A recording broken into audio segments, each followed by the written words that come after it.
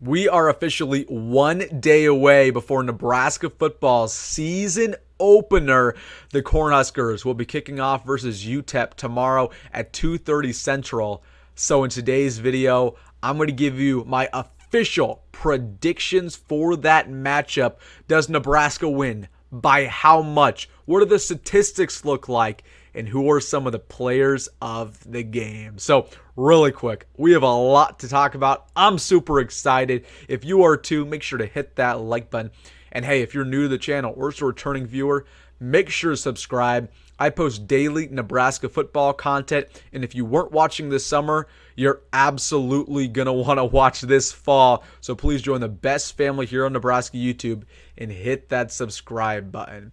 But on that note, let's dive right into it, going over my official predictions for this game. So here's what we're going to do. I'm going to talk about how I think the game's going to go, and then I will give you my score prediction and some of the players of the game. So here's my first prediction I'll say, and this is a little bit of a hot take. I think UTEP keeps it a close game at least for the first half. Now, Matt Rhule with Nebraska so far has started off a lot of his games slow. Versus Northern Illinois last year, we were only up 14-3 at halftime. Versus Louisiana Tech last year, we were only it was only a 7-7 ball game at halftime. So we've struggled a little bit out of the gates. Now, here's a big statistic. Over the last 9 seasons, we have only been up by more than 3 touchdowns against a group of 5 opponent one time.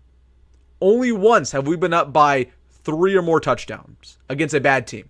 And we played some bad teams, right? North Dakota, Fordham, again, Louisiana Tech, Georgia Southern, Southern Alabama, Fresno State, Wyoming. Every single one of those schools I just mentioned, we were not up by more than 3 touchdowns at halftime. So we might struggle a little bit from the gates. That's expected. Let's not overreact. An explosion will be coming in the second half. That's my first prediction. Let's get to my second one. Dylan Raiola throws for over 300 yards and 3 touchdowns. Now, UTEP secondary is the worst unit on their team besides perhaps their offensive line. It's old, yet it's inexperienced. Dylan Raiola is going to have a field day, and he's going to get some of the jitters out. Now, he might throw a pick. That may as well happen. He might overthrow a couple passes, but with that being said, he's going to have a very good performance. He's going to show you his arm talent, how much of a smart quarterback he is, and he's going to have a very good day throwing the football. And he's going to show you why he was the number 1 quarterback in America out of the 2024 class. My third prediction, we force at least 2 turnovers. This has been the big storyline all offseason. Tony White even said it. Yes, we have a good defense, but how do we become great? How do we become elite? You do that by forcing turnovers, not just getting sacks, but getting forced fumbles, interceptions, and perhaps you even bring a couple of those back to the end zone. So we have to have a couple of interceptions. We have to have a couple forced fumbles. I think that happens. So I think we have 2 turnovers that we recover, 1 pick and 1 forced fumble. Maybe a guy like Jamari Butler gets the quarterback, strips the ball loose. We get on top of that. So I'm really excited about watching this defense play. I'm excited about forcing a couple turnovers. It's going to be super fun.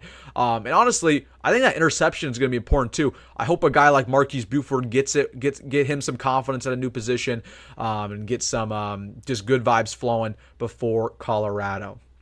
My fourth prediction.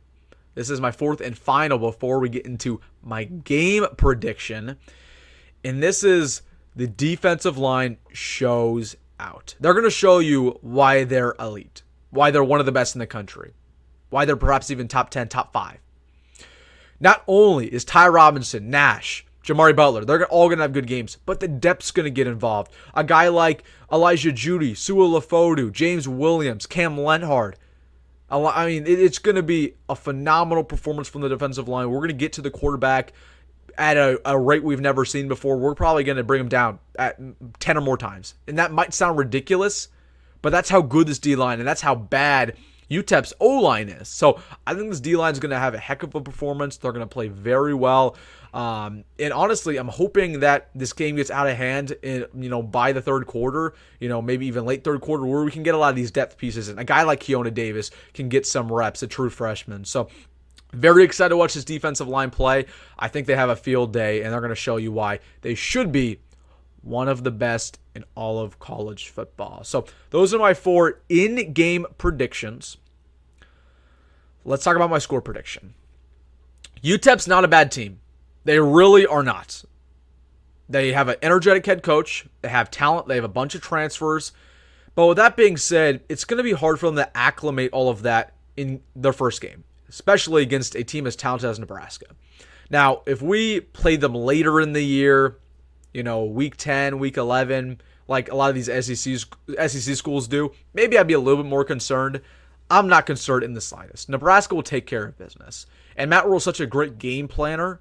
We have such a good positional staff where it will not be a close ball game, at least not after halftime. So I'm going to stay true to my prediction. I think halftime will be only 13-3.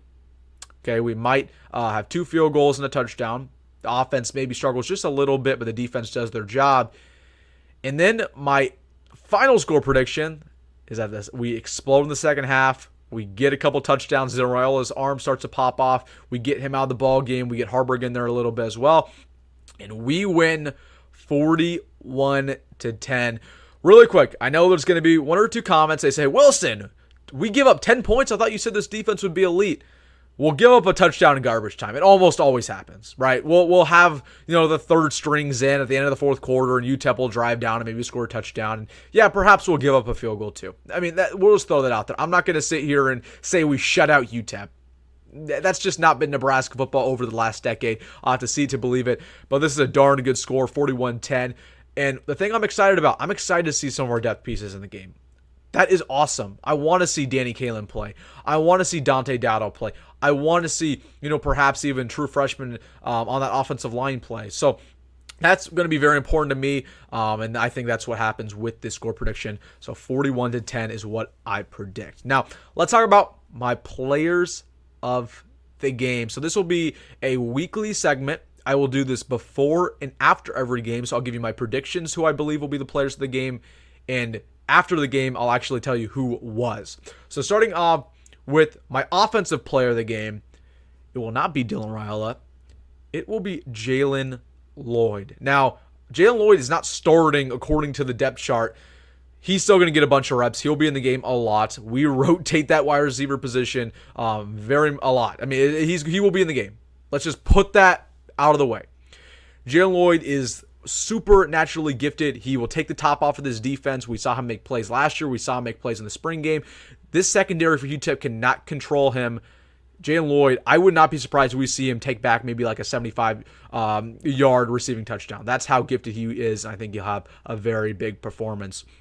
On defense, my player of the game for the Black Shirts will be Ty Robinson. I want to speak this into existence because I've been a little bit down on Ty Robinson, at least compared to a lot of Nebraska fans, because he's so good in the run game and he's so good at getting pressure in the pass rush. He just can't bring the quarterback down because he's not fast. He's not twitchy. I hope that changes this year. I think it will. And for that reason, I think Ty Robinson gets the quarterback a couple times, maybe 1 or 2, maybe forces a fumble that we were talking about earlier. And I think he will really be a staple on this D-line along with Nash. And you know what's good about this defensive line?